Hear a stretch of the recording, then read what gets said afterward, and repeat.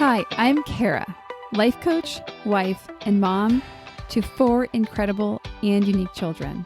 It wasn't all that long ago that my son received a diagnosis that had my world come crashing down.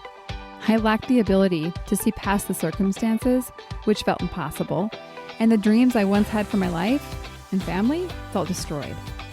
Fast forward past many years of surviving and not at all thriving, and you'll see a mom who trusts that she can handle anything that comes her way and has access to the power and confidence that once felt so lacking. I created the Special Needs Mom podcast to create connection and community with moms who find themselves feeling trapped and with no one who really understands. My intention is to spark the flare of possibility in your own life and rekindle your ability to dream. This isn't a podcast about your special needs child. This is a podcast about you. If you are a mom who feels anxious, alone, or stuck, then you are in the right place. Welcome. Hello and welcome to the Special Needs Mom podcast. I'm recording this episode just a few days after Thanksgiving, and I just enjoyed the most amazing piece of pecan pie. I keep telling myself, this will be the last piece I eat. Like, each time I eat one, I've got to curtail my pie eating soon here. We got to get under control. But okay, that's not what we're talking about today. We're talking about just simple. I was walking this morning and this is what I came up with to talk to y'all about. And it was a conversation that I had with my niece's boyfriend. And it was just like, it definitely stood out in a positive way. I was talking to him. So he's a junior in high school and he came down. So he lives up in Nevada and he came down to San Diego with my brother and of course my brother's daughter, my niece, for the whole week of Thanksgiving. And he's a junior in high school. And so I asked him, I said, how did you manage to get your parents to give you up for this holiday week? Because I'm thinking through the lens of me as a mom, I would have a really hard time letting another family get to enjoy my son. And so I was, asking from that perspective. And I really want to acknowledge him because his answer was so much more generous and conversational than I had anticipated. And he went into explaining how it took him several weeks to build up the courage to ask. But he then went into his strategy and how he approached it. And to his surprise, both of his parents were supportive, and thus we got to spend Thanksgiving week with him. The thing that really stood out to me in this conversation, though, is that he said, and one of the reasons that he believes that his parents said yes, he's like, ever since I have been dating my niece, my life has gotten nothing but better. And my family's life has gotten better. And he shared, he's like, yeah, my dad started rock climbing again, et cetera, et cetera. So he's sharing these ways that he tangibly sees his family changing for the good. And he's tracing it back to the relationship that he's in with my niece. Now, of course, I'm a proud aunt and thinking my niece is incredible. And I could see why this is the case. But really, the reason I wanted to tell the story is because it really just struck me the impact that the people around us have on us. It's the attitudes that they have that we soak up. It's the beliefs that they have. Ultimately, we'll become more like them and vice versa. They'll become more like us. It's part of human psychology. And so it got me thinking about our communities and the different ones that we belong to as moms and as women. In that, can you say that you are better by being part of them? And I have done an episode on unsupportive support groups. So we know that sometimes what's intended to be supportive or helpful doesn't actually create that experience for us. And that's why I wanted to bring this conversation or this topic to the podcast today, because I'm all about intention. And so we're intentionally asking these questions, kind of pausing and saying, are we better because of who we are spending time with? Are we growing as a result of the people that you're spending time with? Are you feeling more known and connected? That's interesting question to ask specifically after many of us would have been with our families during this last week of Thanksgiving. And many of us leave the experience of having been with our families that, who we think should know us the best. And we realize we don't feel more known or connected, which is kind of like a little bit of a head scratcher. And that should have us think, okay, well, if that's the experience I'm having, what am I going to do about that? Other questions we might ask is, are you feeling more supported and more grounded as a result of the people that you are spending time with? Are you getting to know yourself more? And like I do, so I'm not always as explicit about it, but I approach this podcast from a coaching perspective, not that of a friend. And the slight distinction, I become friends with a lot of the people that I have coached, but I start off as a coach. And the difference and the distinction is a friend listens and supports you. A coach listens and questions you in a loving and supportive way, obviously, and only through the lens of what my client wants, not like my own agenda or whatever ideas I might have. But we help ask the question, is that actually true?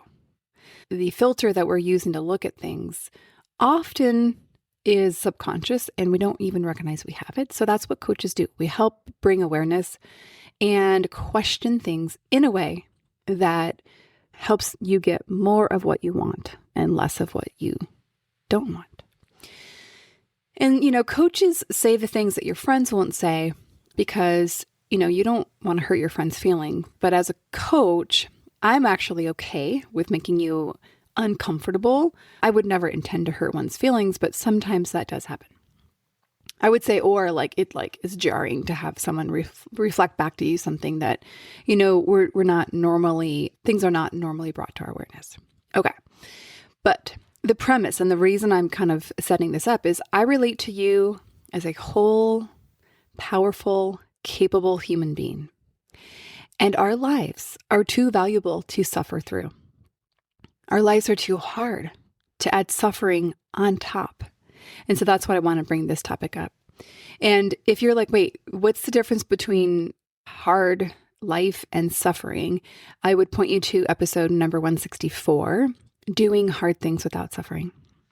We will have a link to that in the show notes.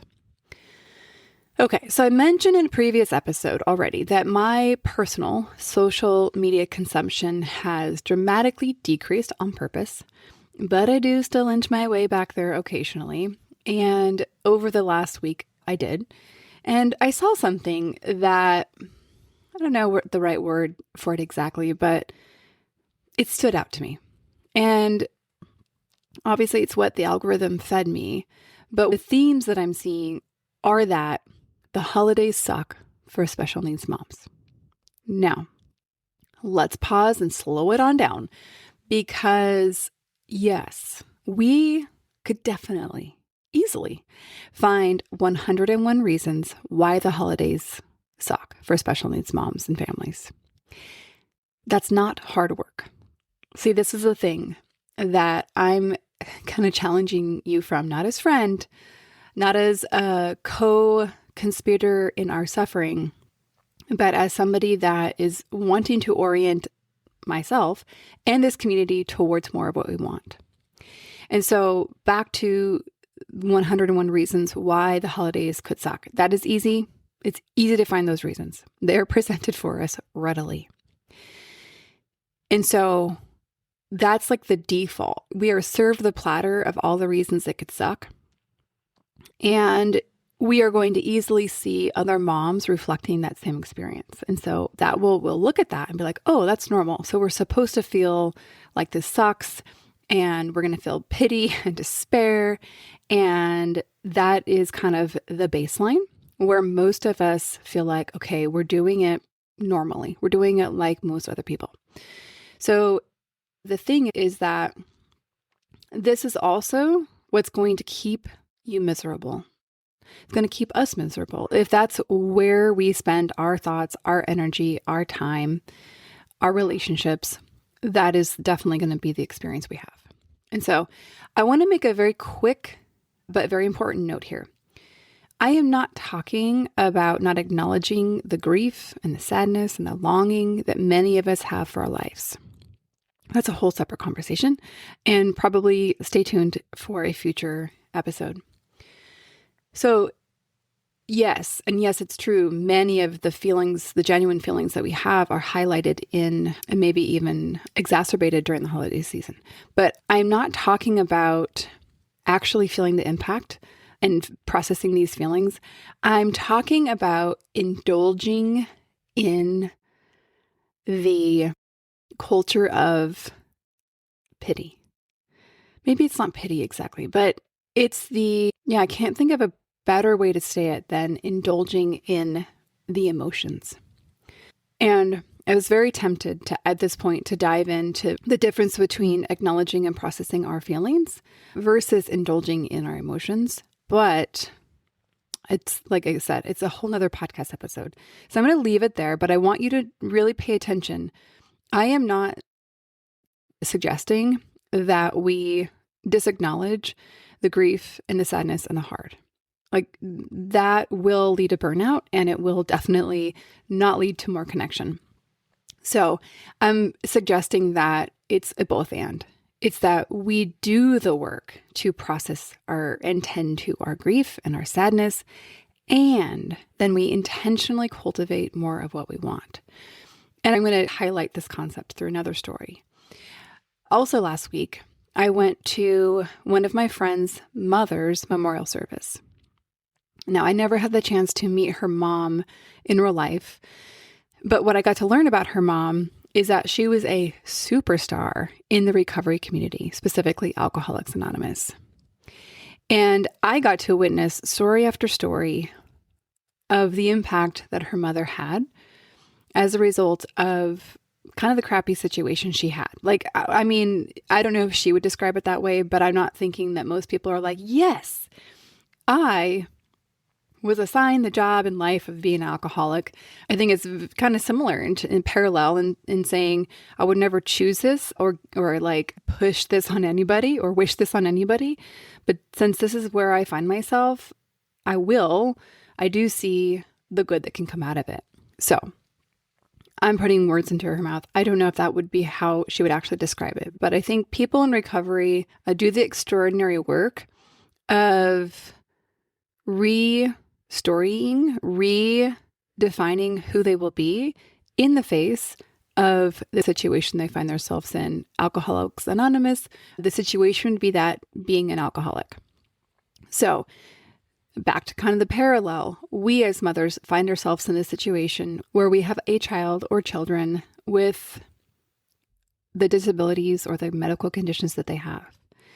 And based on that criteria, it's like I want you to picture we have different paths we can go on. One path's going to lead down the road of suffering, and almost just picture an alcoholic who does not step into recovery. That is a real heartbreaking life. And vice versa, or alternatively, look at an alcoholic who takes a path of recovery. That is not easy work. I don't know if there's much more respectable work. It takes an extraordinary amount of intention and commitment and perseverance. And the key here and the whole point of this is community. This mother, her name is Gracie, surrounded herself with people who were taking one small step after another to make their life better. One small step like that in recovery community looks like attending one meeting after another, being sober for one more day, taking one day at a time. And there's a foundational belief in the recovery community that you cannot do it on your own. And that's why I'm sharing the story here today, is because I'm like, same. See the theme here? The people around you matter. And so my goal for this conversation is for you to feel inspired to find the pockets of people who are the people who are making you better. So just like my niece's boyfriend, who are the people that you're going to hang out with that are going to inspire you to like exercise more, to eat healthier, to say no to that extra piece of pecan pie, to read more, to change the way that you think about things, to be more compassionate and loving towards yourself and others, to not gossip. I mean, there's I could keep going on, but I think you get the idea. One, it doesn't happen overnight, but it is taking small steps one at a time. And so I did a little brainstorm so that you can make this very tangible and actionable. And so here's where I would start if I was you. This is where I start. I spend time, in quotes, metaphorical time with authors as I read their books. So I love to walk. I have been walking more lately. I'm trying to reintegrate that habit. And so I listen to books. And so, I mean, I'm not technically with people that, in live, but I do feel like as a result, I am getting either more educated or more entertained or many other things. But I think that is one small way: books, podcasts, etc. But other communities that I think, if you think about communities that you want to be part of to help you grow, I mean, obviously you mentioned a recovery community. There's many different kinds of recovery communities. And so that would be a great place to look if that feels like a good place for you to start. Another place to start could be something like a Bible study. Now, I know it might not be super accessible, but it may work for some of you. So that's why I'm mentioning it.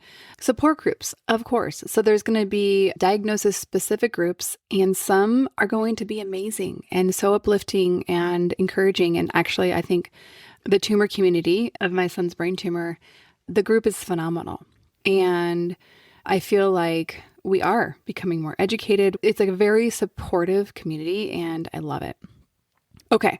I mean, how can I not mention the Pathway to Peace coaching community? I mean, it's kind of what I'm all about. And the one small step you could take today is add yourself to the wait list, because it's not currently open. You can't join today, but you can sign up to just receive emails about when it is open again.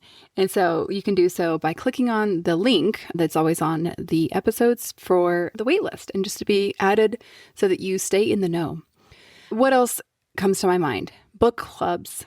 I am not currently part of a book club, but even something simple like that, where it's okay, like we're going to read a book together and discuss it, even if it's just a novel, right? Like I think that there's something about being with people who are engaging themselves in reading versus maybe just passively consuming social media. Like you don't really have like clubs around watching social media. I sound like such a social media hater lately, but I also have teenage sons who I'm constantly talking to about this stuff. So maybe that's why it's on my mind a lot.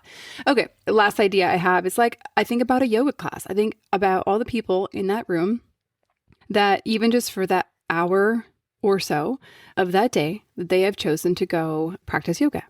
And so these are just very simple examples, but hopefully you're walking away from this episode just with a little spark, a little touch of inspiration of bringing intentionality around who you spend your time with, because those are going to be the people. You are going to become more and more like the people that you're spending time with. Now, if you're like, well, the only people I spend time with is my spouse and or children and or special needs child, don't worry. You're not doing it wrong.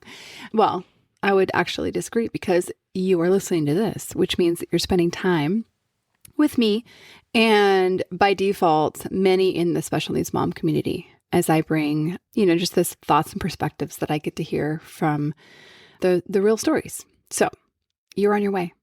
Well, on your way. All right. Well, that is going to be a wrap today, and we will see you on the next episode.